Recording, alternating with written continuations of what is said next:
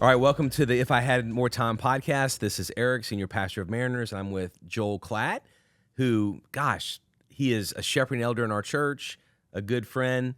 And some of you know, because you are a big college football fan, that you are, what is the title? Is it announcer, commentator, guru, I always just Yoda? Yeah, that's it, guru. Guru. That's what we should know. It's just analyst, college football analyst at Fox, at Fox Sports. But I have been impressed because multiple times I don't get to watch a ton of college football because we have Saturday night services.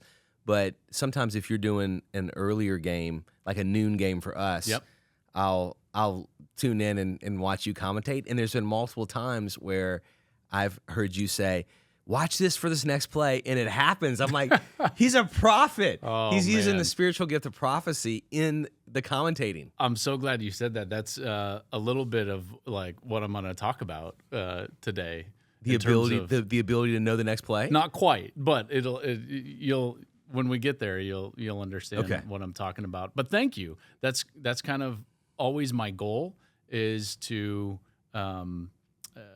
allow the fan to feel like they're smarter. And if they feel like they're smarter, then I feel like I'm doing my job. That's good. Yeah. So me feeling smart when I listen, that's your goal. You're trying to make me feel smarter. That's exactly right.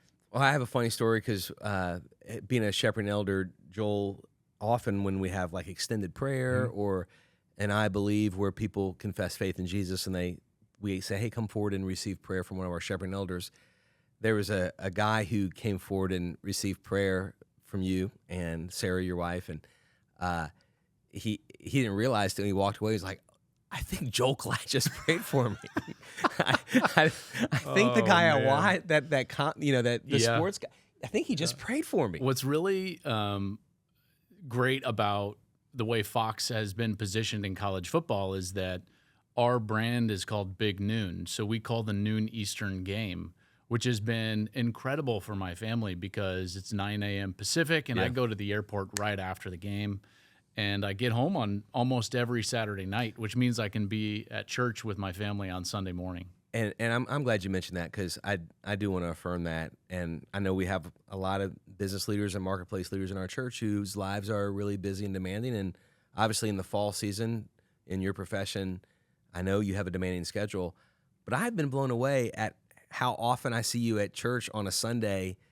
I mean, it could even be a big game. Like from when this is being recorded, we're recording this early, but when it's being dropped, I mean, a week from now, when you first are listening to this, will be the Ohio State-Michigan game. Oh, yeah. That's a really, really big game. That is, for us, it's the biggest game of the college football year.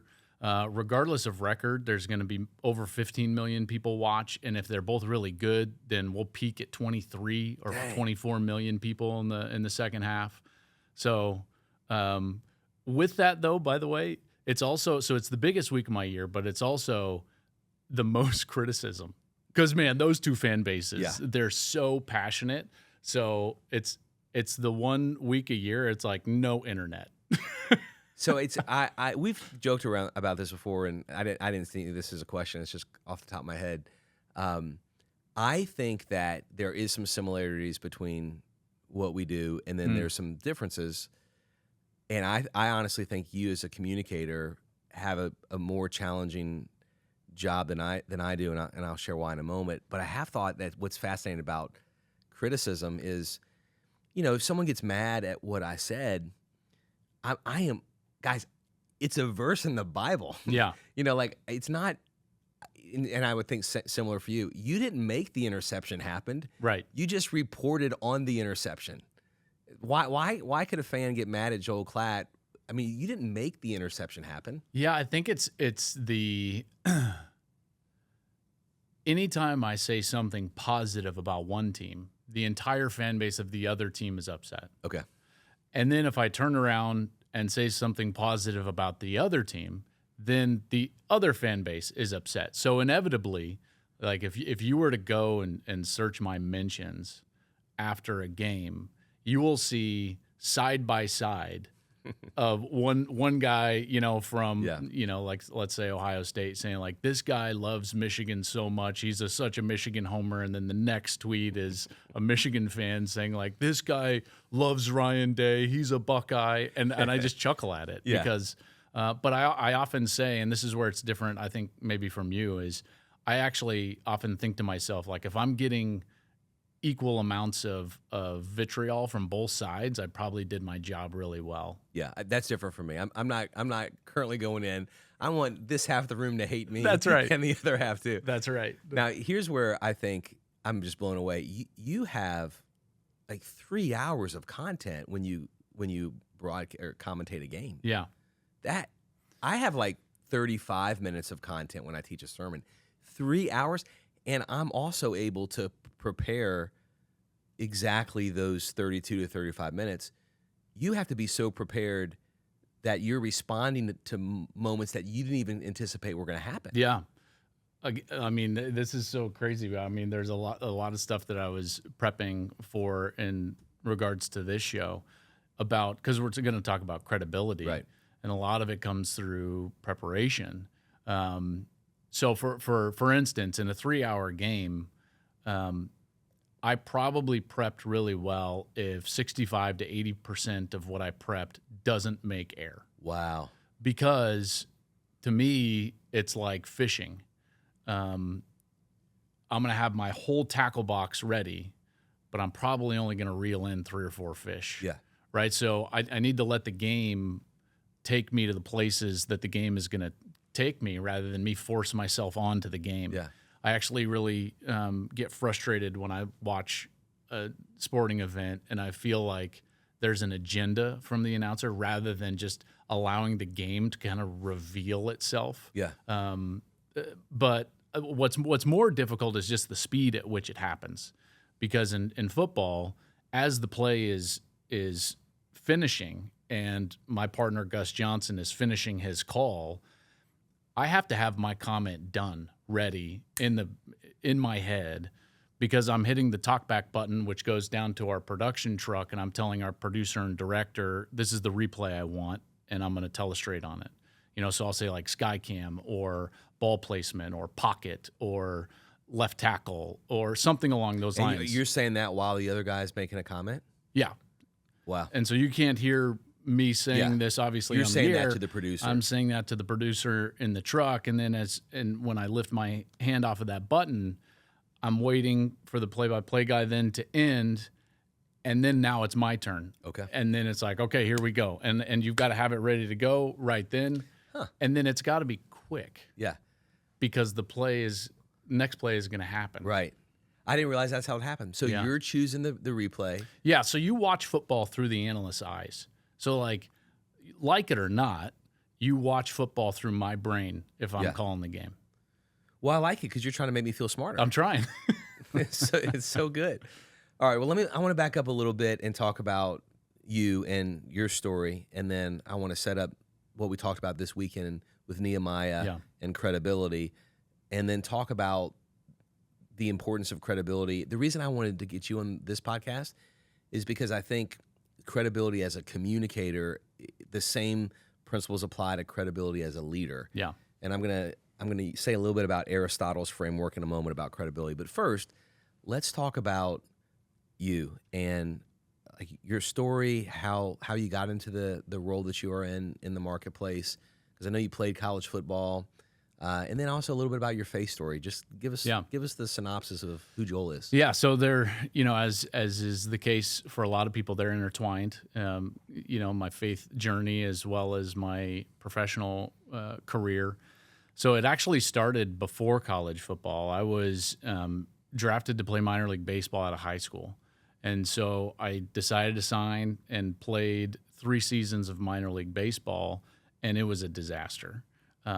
Personally, spiritually, and competitively. For the first time in my life, I was totally failing as an athlete. As a person, I was heavy into drinking, had no real faith. I had grown up in the church, but didn't understand what a personal relationship was. So I actually left baseball for a life change, not a sports change. and went back to the University of Colorado and decided to walk on the football team. But really, I was just leaving baseball to start a new life. So did you start as a freshman when you went? So I was a freshman. Yeah. I was a 21-year-old freshman at Colorado. Once I was there,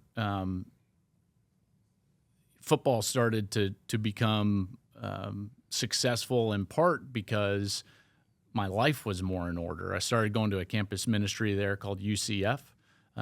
Great leader there named Bill Stevens kind of took me under his wing, and we started to meet. And for the first time in my life, I started to understand what a personal relationship with Jesus actually looked like. And then, lo and behold, I won the starting job as a sophomore and was fortunate enough to play 3 seasons of quarterback at Colorado. I was an economics major. My wife and I, Sarah, kind of met and started dating there at Colorado, and we were married before my last year, so we got married fairly young, and then tried to dabble in the NFL for 1 year. I was with the Saints. Yeah, come on. Who dat? That's right. Right after Katrina, actually. I remember you telling me that. Yeah. And which was a wild time. Sean Payton had just gotten the job there. Real quick story is Reggie Bush had just gotten drafted. So, and then I'm an undrafted free agent, and we go to rookie minicamp. So we fly on the same flight from Denver. He connects, and we go down there, and he was in first class, and I was like in 32E, you know, and he didn't really know who I was. And so we go down to the baggage carousel, and he thought that I was just one of the like GA type guys from the Saints that was going to help with bags. So he just rolled me his bag. Reggie Bush said, Reggie Bush carry did. my bag. And so I was like, all right. And so I just carried his bag out to the bus, and then he realized that I was actually one of the players and That's awesome. apologized. But so that, anyways, like that, I was in camp with the Saints and then the Lions, and then that ended. And went through a bit of a period of struggle because of identity. As you can imagine, like competitiveness in sports and athletics had been really everything to me, you know, baseball, basketball, and football through high school, and then minor league baseball, and then college football. And then it was just over. Yeah. So started struggling a little bit more from a faith standpoint. In the meantime, I was starting an investment banking job with my economics degree, and it was with a small REIT in Denver, real estate investment trust, and I was raising speculative sections of speculative real estate deals, the equity sections. And this was right when the housing market tanked in 2006, 7, and 8.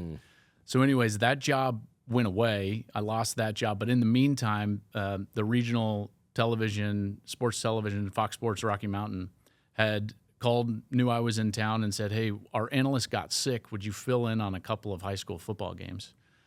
And so I said yes, and the executive producer was like, hey, like, you were pretty good at that. You should keep doing it. And so he gave me some more games, and by the time that took hold, I started to really love it. I lost my real estate job, and Sarah got a new job the same day I lost my job. Wow. And her new job covered that salary. Whoa. Which was a total God moment in our life. And we had prayed about it. And so she said, like, hey, try to make broadcasting work. And so I got this really low rent. So from that point, how many high school games had you done when I had probably done, 12 to 18. All right. And I had So done more than some one studio season? works. Yeah. Couple seasons. Yeah, a couple seasons worth. And I had done some studio work on some baseball and things like that. And I enjoyed it. And I got a radio gig to do an afternoon drive show on this really low rent budget radio station. And that was the start of my broadcasting. And then from there, I just started getting more and more opportunities, and there were more open doors, and I was open to it, and I was willing to do, weird things like go call an Oklahoma State baseball game. And every time I would just say yes. Quick story about that period is I thought it was important to kind of return to my walk-on roots, which is fight entitlement and do whatever it takes. Yeah. So that low-rent radio show, we would have to go and set up remote broadcasts. and they sold this remote broadcast. If anyone's familiar with Denver, there's this street in downtown called Spear, and they sold a radio show at a Taco Bell on Spear, like in the heart of downtown. And you're like, wait, you want us to do a sports talk radio section show from where? So we go there, and we're setting up our own show. There's no one around. And I'm like, what are we doing? And my partner, who was more technically savvy, was setting up everything on the table. And he said, hey, I need you to go plug in the phone line, because this is before like the internet was really good. So the only way to be on the air was with a phone line. And he goes, I need you to go plug in the phone line in the office in the back of the kitchen. And I'm like, okay. So I'm rolling out this long 150-foot phone line. And he looks at me and he's like, hey, man, make sure it's taped down so no one kicks it out. Wow. Because then we'll be off the air. So this is not a glamorous beginning. I was on my hands and knees Yeah. on a Taco Bell kitchen floor taping a phone line down. Yeah. And to be honest, I still think about that moment every time I get to call Ohio State, Michigan. And I'm just thankful, for all of those opportunities. Man, I love that story, because a lot of people in all kinds of disciplines in life, when they see someone in a pinnacle, like calling a game that you mentioned, Ohio State, Michigan, and they're like, I want to do that, but they aren't willing to do on the hands and knees plugging in the telephone cord. Trust me, the floor was not clean. Yeah, yeah. No, that's exactly right. But I'm so thankful for that time. Yeah. Because there were so many lessons learned in order to get to that point where I can do what I do now. I love it. All right, so I'm going to transition us to talk about credibility, because I know it's a huge part of the role of any communicator. And then I'm going to give a little summary of Nehemiah, and then I want to ask you some questions about credibility. So Aristotle, he had this really famous framework for communication that every communicator needs three things: ethos, pathos, and logos. So ethos is credibility, pathos is passion, logos is logic. So he would say, if Aristotle was evaluating a sermon of mine, he would say, Eric, you got to be passionate about what you're talking about. Your argument or your main points have to be logical and make sense. But really, if you don't have credibility with the people you're communicating to, those things don't matter. And what I've learned as a pastor is I could quickly ramp up my passion or my logic, but I cannot quickly impact my credibility. Yeah. My credibility has to be built over a long season of being a man of my word, a person of integrity, a godly husband, a godly father. So, applying that to you, you can do a ton of work to have logic as you broadcast and passion for the game, but credibility, that is believability, someone who's trustworthy. So that's what I want to spend some time talking about credibility. With Nehemiah, we saw in the passage that we studied today, as Nehemiah is building the wall, and he's got these people all around him from these neighboring nations, Geshem and Sanballat and Tobiah. They have tried to discourage him. They've tried to get the workers to stop working. They've made fun of the workers. They made fun of their tools. And when that didn't work, they decided, here's how we're going to get the wall to not be built. We're going to destroy Nehemiah's credibility. So they actually wisely understood that the way we could stop the work is to just ruin his reputation. And for Nehemiah, it was, we're going to get him to sin. They tried to get Nehemiah to go into the temple, and the command in the Old Testament was the temple was the inner place of the temple was only for the high priest to go in. And Nehemiah, though he was being used by God and was in this important role, he was not the high priest. And so he knew he shouldn't go into that place. And he knew that those people were only trying to, he says in the text, discredit me. So he said, these people are trying to ruin my credibility. And he fought so strongly to be blameless, to be a person of integrity. And his credibility came from character. He feared God. It came from his commitment to the people. So he was really committed to the people of Israel, building on their behalf. Came from chemistry. He loved them. They loved him. came from capacity. He moved from being a cupbearer in the Persian court of Artaxerxes, and then now this visionary builder. Basically, he grew. He grew in his capabilities. He became a stronger and stronger leader. So because of that, he had a lot of credibility. In fact, we'll see in coming weeks so much credibility that he even is going to call the people to have their hearts changed, not only build a wall, but to become obedient to God's commands. But all that he did rested on him being a believable, credible leader, right? And excuse me, he was credible with the king of Persia before he went to Judea at first. The king of Persia, Which is really the only reason he got the assignment. That's right. He wouldn't have, if he had the credibility to even ask this king to, hey, send me to Jerusalem. There's no way he's being sent. That's right. If he didn't have credibility. So he had credibility in one role, which transferred into credibility in another role. So I'm curious. You've been around a lot of players and coaches. I know that credibility looks different in every field, but what have you learned about credibility in leadership? Man, there's so much. Let me start with where we just left off in the story of Nehemiah. Yeah, because I think that is something that, thankfully, in hindsight, I really realize in my story, which is why I told the Taco Bell story, which is I think a lot of people think to themselves, I'm going to do it right or change, or my character's going to be great when I'm at the top. yes. And in reality, you never get the chance unless your foundation of character is laid at the outset. Yeah. Which is the only reason Nehemiah even has the chance to do what he's doing. Yeah.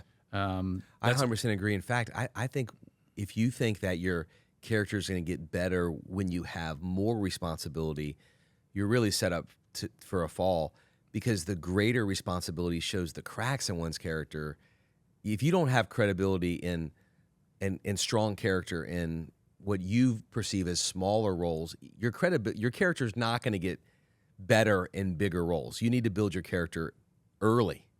Could not agree more. I think that is a real fallacy. Is almost we get sucked into this laziness of future. Yeah. I'm going to do this right when, or so on and so forth. And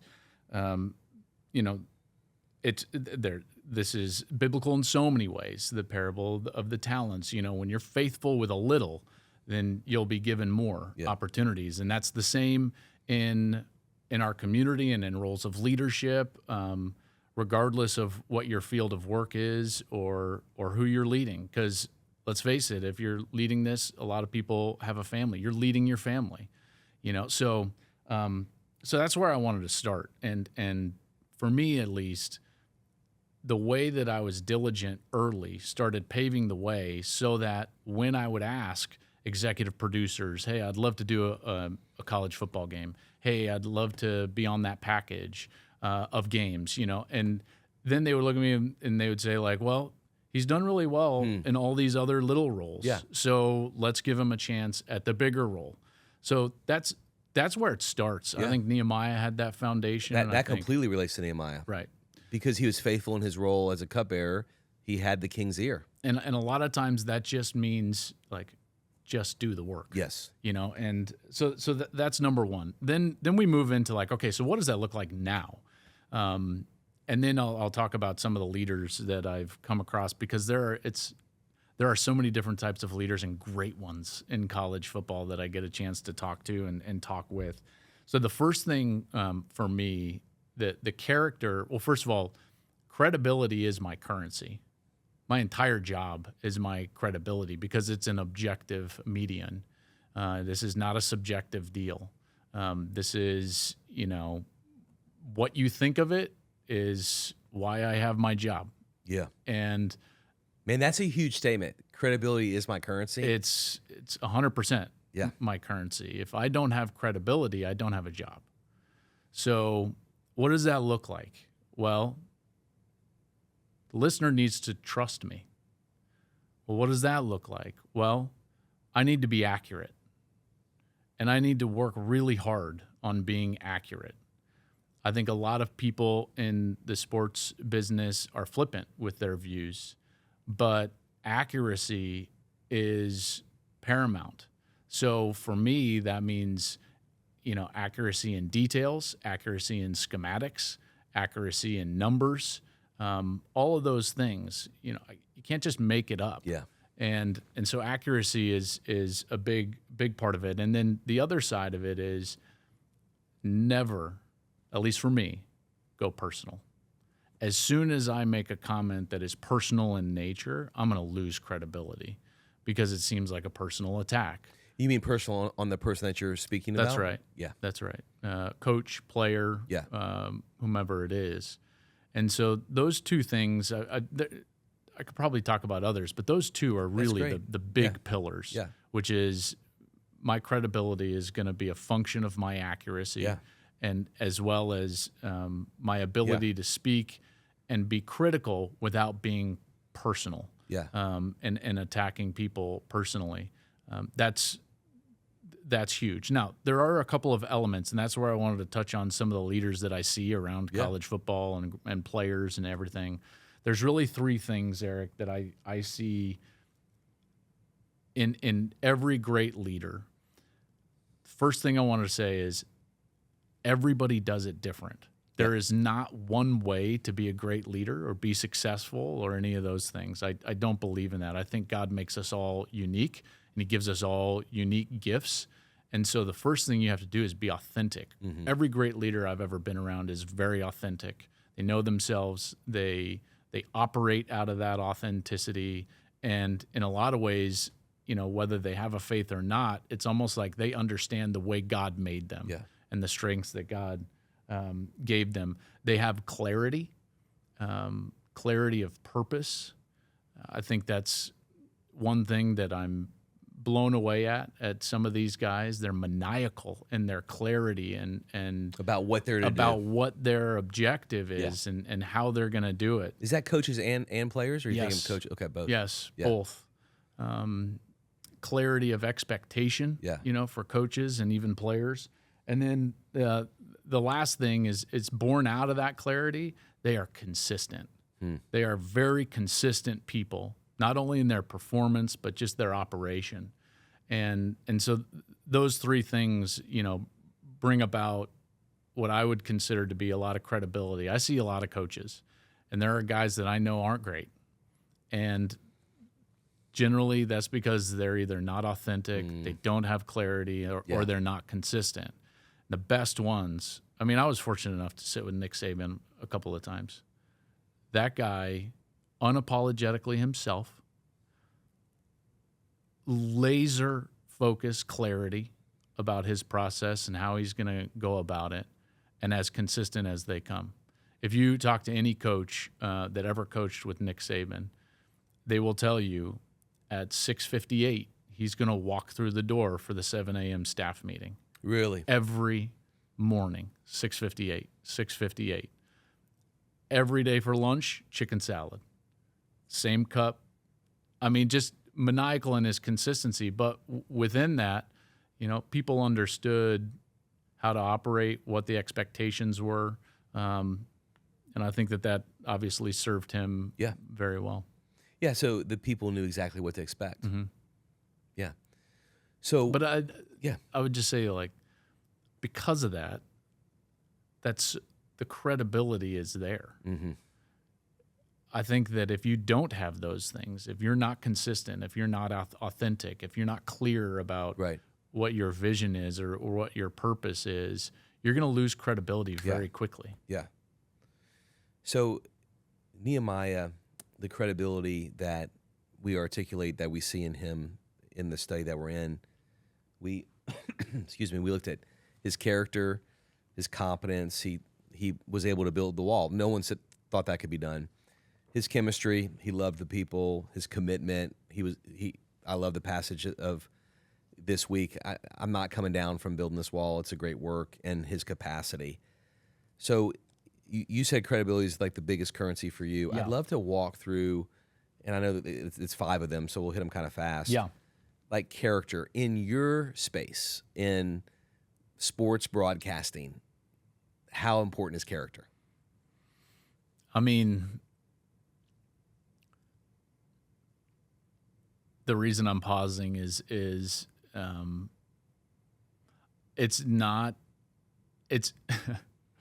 credibility is bigger. Yeah. I think it's hard to have strong character. It's not an industry that breeds high character individuals. So as a Christian in that space, Yeah. Do you stand out? Yes. How so?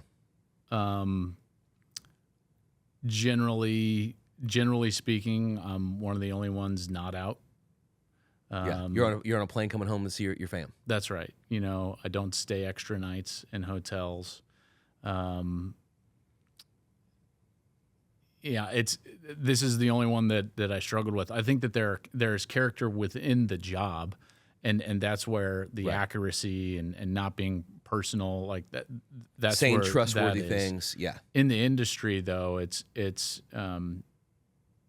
everyone's traveling every single weekend to all different places all the time, and you know, I think that character stands out, and having a godly character has opened up doors for me and conversations for me that are incredibly unique. So I'm sober. I've been sober almost 14 years. Actually, when this comes out, it'll be over 14 years. And inevitably, I'll have 3 or 4 different people from around the industry reach out every single year talking to me like, how do you do that? That's great. You know, like, tell me, like, what do you do? How do you do that? So character is an interesting one in our business. So you walking with the Lord creates conversations with people who are curious about your life. Very much so. And then the most fascinating and uplifting thing are those conversations when people start to ask questions or their curiosity is stirred with just seeing how maybe I go about my business. But then the better part is that there's been a real revival on college campuses. I've been seeing some of the reports. Insane. Beautiful. And in particular in college football. These young college football players are on fire for the Lord. There was a revival at Ohio State. I saw last year like a bunch of the college football players are baptizing university students. There was a tight end, and I know these guys because I covered them so much last year. His name was G. Scott, and he was a 5th or 6th year senior, an older guy, and came back, had a strong faith, and as he became an older leader in that locker room, he started winning over hearts to the Lord within the locker room.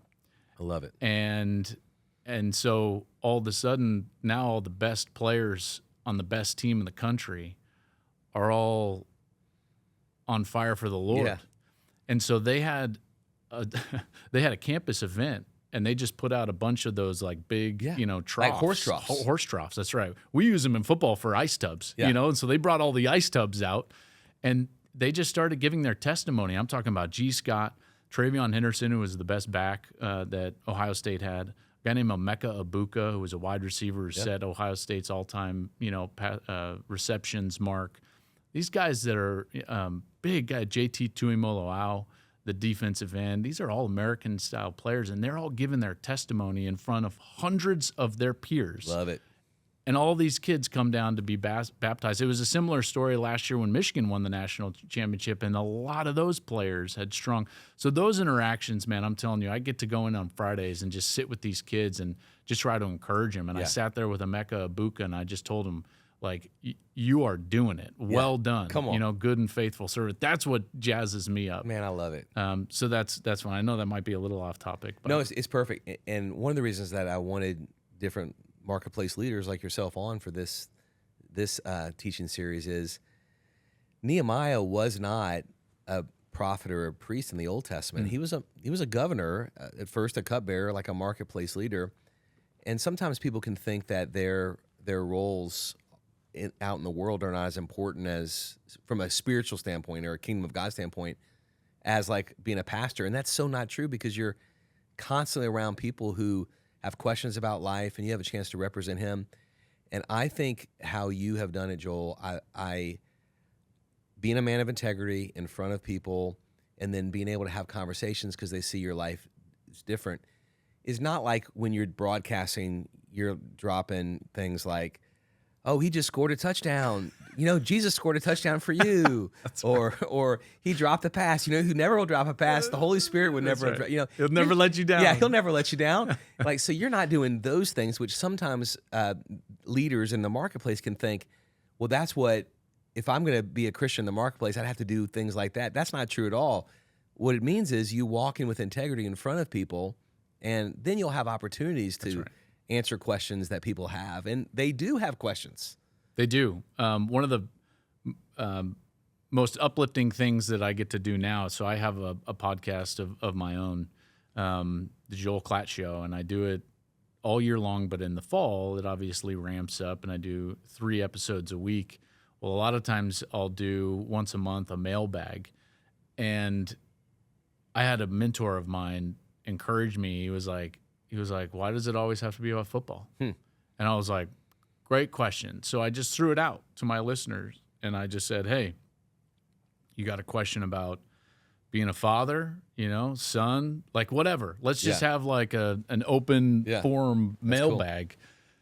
Eric, you'd be, maybe you wouldn't be, like you'd be blown away at the questions I got. It was 80% life and 20% football. Yeah. So it actually gave me a chance with my platform to share the good news of Jesus on the podcast. That was, and it brought a lot more like purpose to what I do.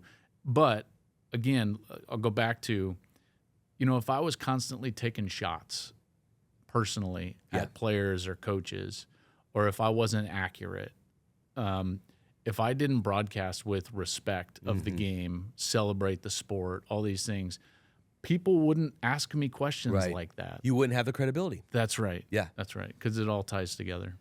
All right, so competence. Yeah. We talked a little bit about how you've developed that. I mean, it started with you just working hard in a high school game as an announcer, and then being willing to tape down telephone cords. I mean, you were developing competence before you got into your role, not after you got into your role. Yeah, I mean, I think about going back, like in minor league baseball, I learned how to fail.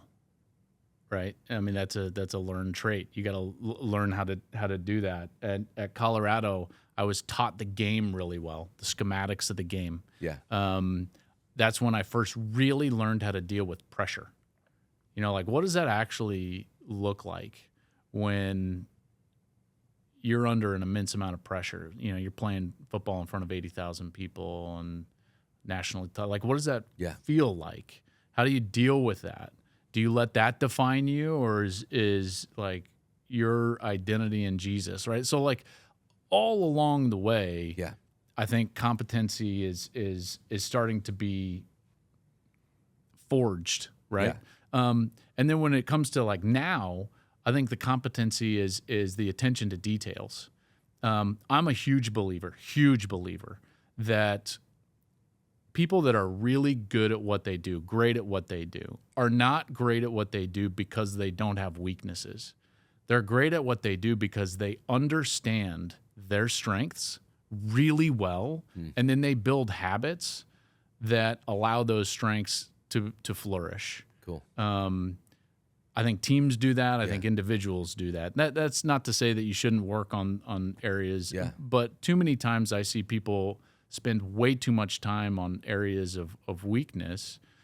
And I say that to give you an example. I think early in my career, I spent a lot of time reading articles and building boards and accumulating information that was available to everybody. But I was accumulating that to build my boards so that I had that information in front of me.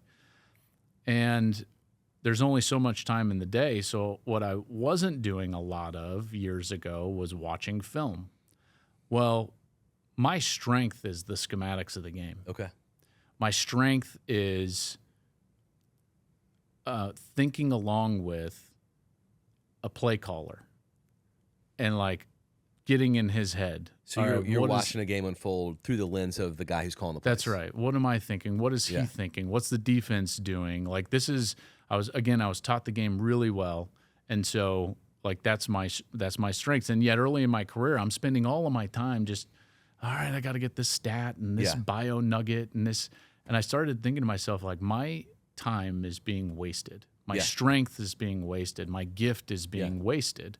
And so I started to outsource and brought on someone that was really great at that, which freed me up to really watch the film.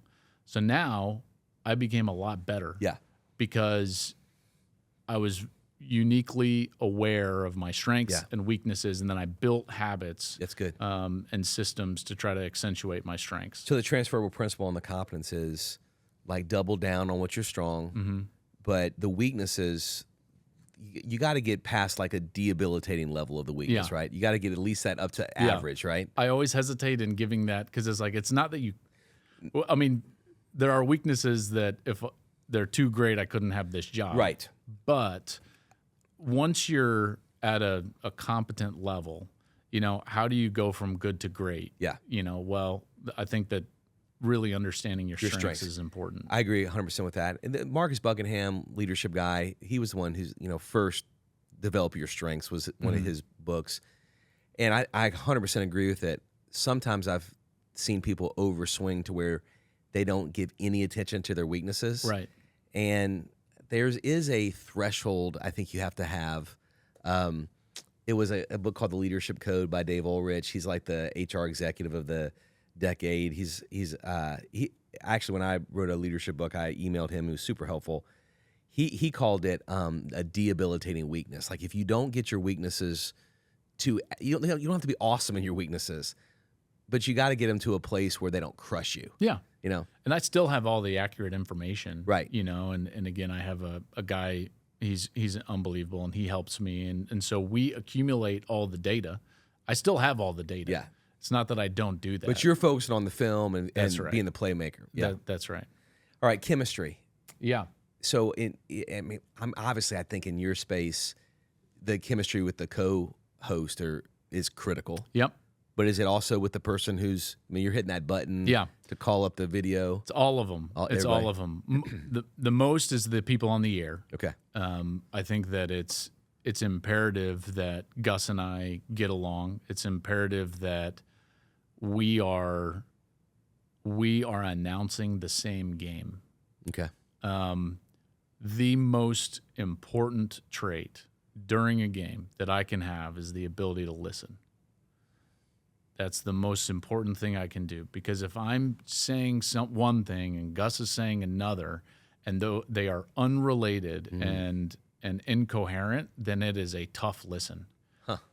And our goal is to make it a really good listen. Man, there's so many transferable principles there. The importance of listening. Yes. Wow. So we always talk about it as a double dutch. We are in a double dutch, and we constantly will look at each other and say, hey, don't trip the rope. Don't trip the rope. Like, I'm in, you're in. Wow. And so for the listener, we want you to feel the rhythm of the game without us getting involved. And the rhythm also is what I would consider to be like the information. If he says one thing and I say something opposite, we just trip the rope. Got it. If I'm talking over him, we just trip the rope. And so the chemistry there, it has to be, that's like paramount. Yeah. But then also with the crew. So we have like 80 people working a game. It's a massive crew. That's a big crew. Yes. It's a huge crew. I guess it makes sense if that means millions of people are watching. Yeah, there's tape operators and cameramen, and there's graphics coordinators, and there's all sorts of people all over the place. And it is a little bit of a traveling family. And what I think is important, and I learned this back when I was a player at Colorado, and I think it's accentuated now with some of the great leaders that I'm around as coaches, is that everyone will say, and even Jim Collins says this in the Good to Great book, he's like, everyone needs to be in the right seat on the bus. Yep. Basically, does everyone understand their role? Yes, that's important. I'll take it a step further. I think that everybody needs to think that their role is important. Yeah. So everybody needs to find value in their role. The only people that can do that are the ones that are the leaders, to make someone feel like their role is valued, no matter how small or whatever it is. Yeah. Because you have to understand, there are some people that fly away from their families. They lay cable all day long, work their guts out. Yeah. And then they're sitting at an EVS machine, which is basically a tape machine. And that tape machine maybe has 3 different cameras. And so they're watching 3 screens, and they're trying to tape so like it can get a replay in or build a tape package. It's tireless work. They've got to be on it. They might not only get like 1 replay for the whole game. Oh, wow. Out of one of their cameras, right? Just because that's the way that it crumbles, if you will. Yeah. And yet, like, they need to feel like their work is really important. That's good. So I think that making sure when you're in a position of leadership that everyone understands their role, yes, but that they feel like their role is valued. I think that that's really important. I love it.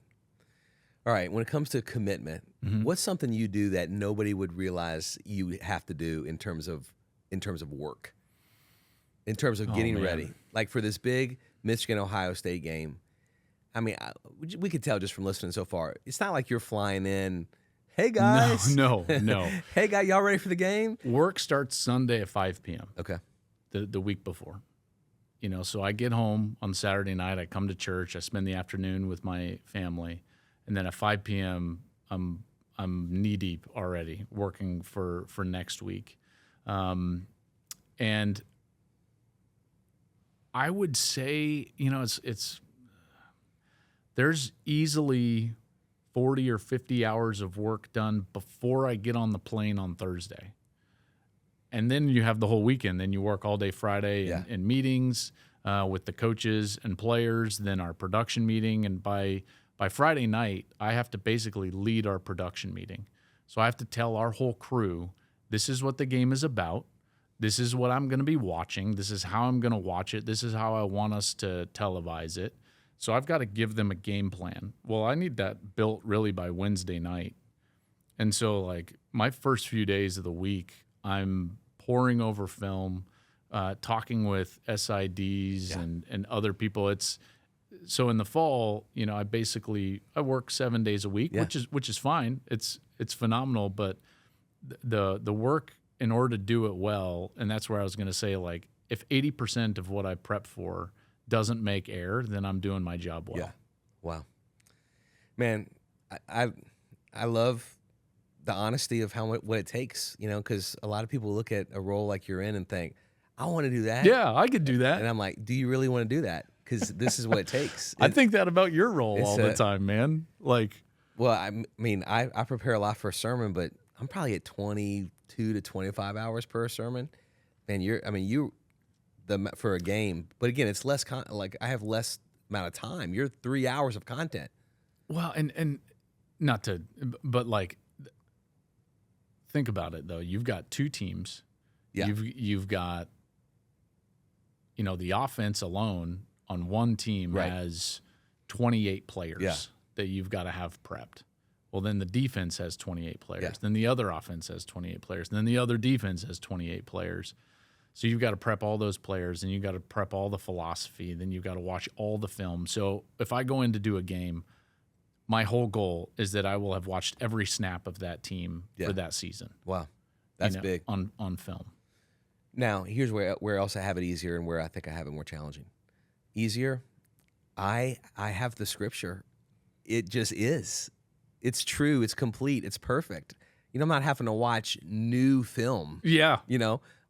I have the same exact scripture. I get to and so that's easier. Here's the harder.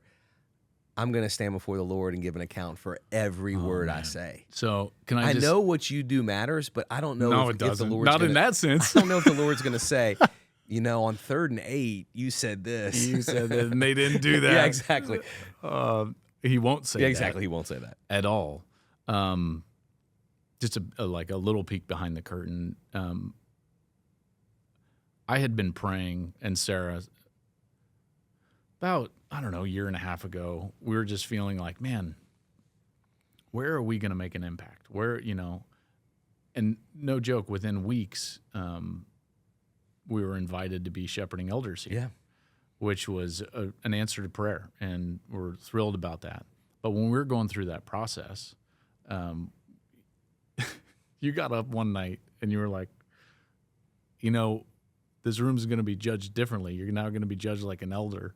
Oh, that's right. When I meet all the shepherding elders, Yes. the potential shepherding elders. Yeah, that's right. And I looked at Sarah and I was like, do we still want to do Yeah. this? I try to scare, and I really do. About a third of them tap out that night. But it's true. It is, because it's a verse in the Bible. It's true. Yeah, we'll give a greater account. Well, man, thanks for coming on the If I Had More Time man. podcast. It's an You honor bet. to have you. Just one last question. How has walking with Jesus impacted your leadership as a whole? In every way, in every single way, which is there's two things that I cling to. One specifically about leadership, which and I kind of stole this from my dad. So my dad was a high school football coach, and he used to do this for his teams, and he would call it the tale of the towel, and he would talk about the Last Supper when Jesus washed everyone's feet, and so he would go through John 13, and in John 13 verses 14 and 15 it says, "Now that I, your Lord and teacher, have washed your feet, you all also should wash one another's feet. I have set you an example that you should do as I have done for you." And that is really like my North Star as a leader, is that like, am I on my knees washing the feet of those 60 people on the crew? That's beautiful, man. And that doesn't mean that I do it perfect. I don't think any of us do it perfect, right? It's a tough example to follow, but that's the example that we are to follow, and the love that he showed and the humility that he showed during that time, washing the disciples' feet. And then the other side about that is like, well, how do I do that well? The only way I can do that well is if I'm connected to the vine, and that's Amen. the other principle.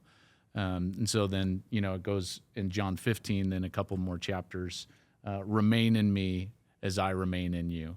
And so the only way that I can do my job well, that I can be a good father, any of that, the only way that I don't get skewed by the criticism online, the only way that anything ever works and I don't start going off on tangents is if I'm remaining in the vine, so that he's remaining in me. So those two principles are kind of the guiding lights. Man, those are beautiful for everyone. And no matter what leadership role you're in or any position in life, to be a servant, the tale of the towel, and to be connected to the vine. Thanks for joining us for this episode of the If I Had More Time podcast.